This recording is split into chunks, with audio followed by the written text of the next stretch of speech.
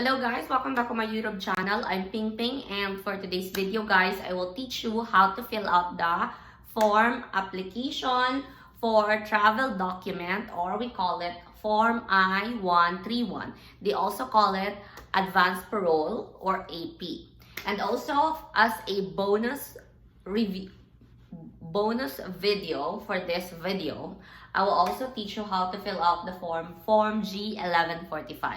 That's only very easy. The purpose of Form G1145, guys, is for you to receive an email or text notification from the USCIS that they already received your packet or your petition for your adjustment of status, advanced parole, and Employment Authorization Document or EAD. Okay?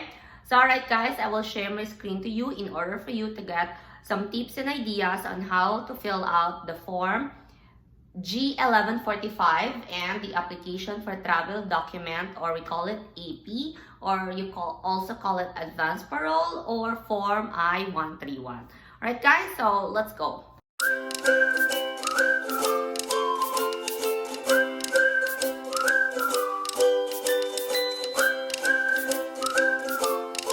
Alright guys, so I'm sharing my screen to you now, and you can see we have this document, application for travel document, and this is form I-131. Okay, so I will teach you how to fill out this form. Now we are going to start from here because they say start here.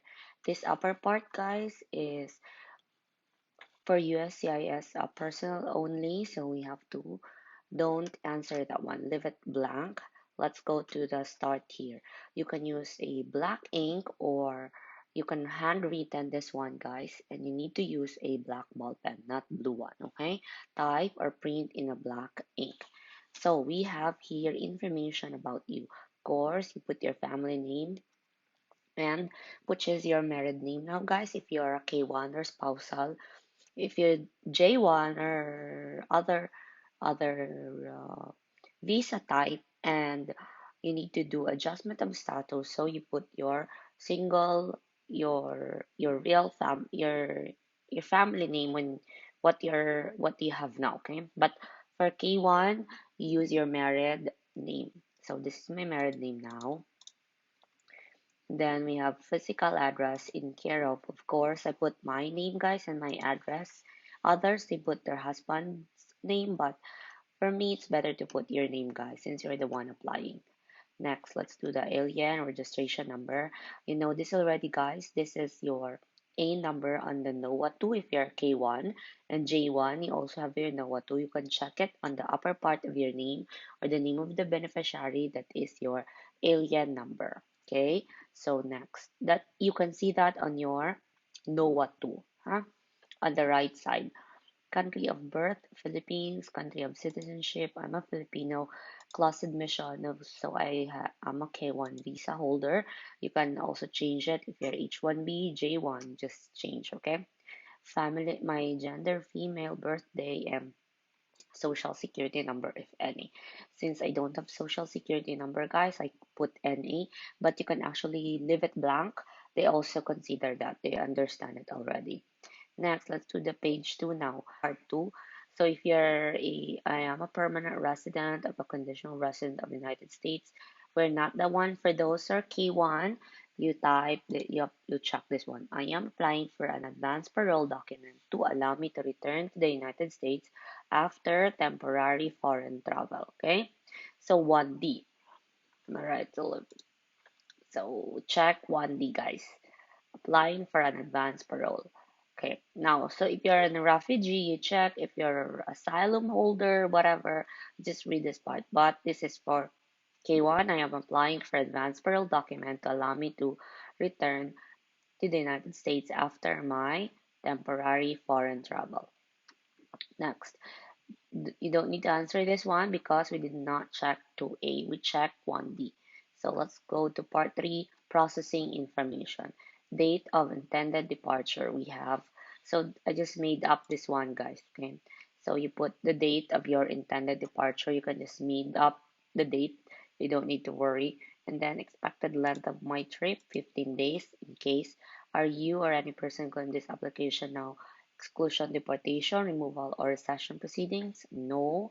If you answer yes, you type the DHS office, the Department of Homeland Security office. But I'm no, so let's continue to the next part. Let's have country of birth. We don't need to answer this one, guys. This is only for if you check this one. If you are applying for non-DACA related parole documents, skip to Part 7. DACA recipient must complete Part 4 before skipping to Part 7. So we're not DACA. Okay. And this one, guys, is you answer this part if you check 1F. Again, we check 1D, so we don't need to answer. Country of birth, country of citizenship, and data and phone number for 2E. So you don't need to answer this one, guys, because this is for this one, 1F. If you check 1F, so 2A, 2B, 2C, 2D, continue to 2E, 2F, and 2G. You don't need to answer that one also. Okay, let's go to part 3, processing information. Part date of intended departure and expected length of trip, 15 days. And then skip 4A because we are not a refugee travel. We are not applying for a refuge travel document. Okay, now let's go to the next part. Part 3, processing information again.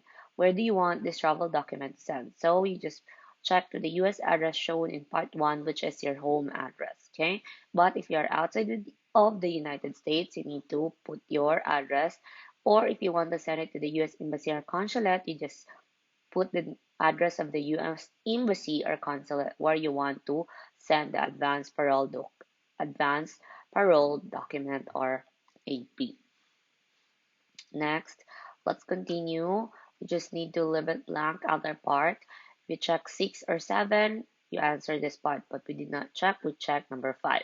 So let's go to part 4, information about your proposed travel. So guys, a proposed travel is to visit an alien relative, but take note guys, AP, the main purpose of AP is for emergency travel only. So they really specify in the instruction that they will give you advance parole document if you are going to travel for the purpose of visiting your ailing relative or death. No tourism purposes or something. Okay, so that's what I put here. Next, list the countries you intend to visit. So of course, Philippines only. Now, complete only if you're applying for re-entry permit. We don't need to we are applying for re-entry, but since becoming a permanent resident in the United States or during the past 5 years, whichever is less, how much total have you spent outside of the United States? So less than 6 months. Since you become permanent resident of the United States, have you ever filed federal income tax return as a non-resident? Failed to file federal income tax return because you consider yourself to be non-resident? No. Okay. Next. Page 4. Complete only if you're applying for a refuge travel document. So we're not applying for a refuge travel document, so leave it blank. Complete only if you're applying for advance parole. Alright, so we're applying for AP. How many trips do you intend to use this document? Only one trip, okay? So if a person is person intend to receive an advance parole outside the United States, you put your address. But I'm in the United States, so I don't need to put this one, guys. Just leave it blank, okay? Now let's continue to page number 5. Signature of applicant. Don't forget this one, guys. It's very important. So sign here and then date the signature and date and phone number. That's all. And then we don't have a person who prepared this. Preparer, leave it blank if you don't have that. And also that's all. Okay. Very easy, guys. So as a bonus video, I will show you how to fill out the G1145. Okay, so here is the e-notification of application petition acceptance.